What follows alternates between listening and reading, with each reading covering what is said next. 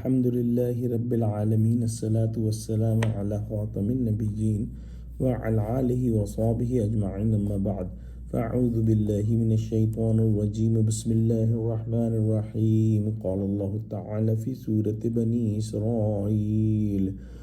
ولا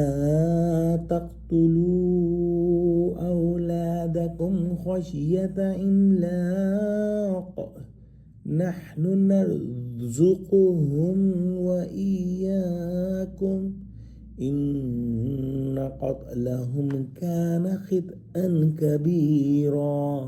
ترجمہ: اور اپنی اولاد کو مفلسی کے خوف سے قتل نہ کرنا، کیونکہ ان کو اور تم کو ہم ہی رزق دیتے ہیں، کچھ شک نہیں کہ ان کا مار ڈالنا بڑا سخت گناہ ہے۔ اسلام سے قبل اہل عرب کے اندر جو معاشرتی برائیاں تھیں ان میں ایک بڑی برائی یہ بھی تھی کہ وہ اپنی اولاد کو، خاص کر کے اپنی بیٹیوں کو زندہ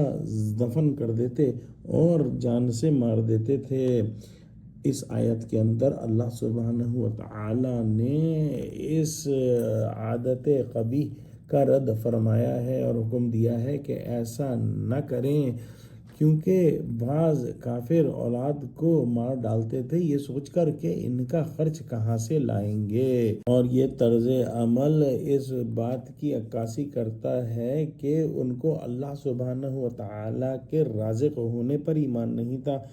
وہ سمجھتے تھے کہ مفلسی میں تو ہم خود ہیں، اب یہ اولاد بھی پیدا ہو گئی تو خود کہاں سے کھائیں گے اور ان کو کہاں سے کھلائیں گے۔ یہ بے رحمی کی حرکت نسل انسانی کے قطع کرنے کا موجب ہے، اور ظاہر ہوتا ہے کہ ایسا کرنے والے اللہ سبحانہ وتعالی کی رزاقی پر اعتماد نہیں کرتے تھے۔ تو اللہ سبحانہ وتعالی نے یہاں واضح فرما دیا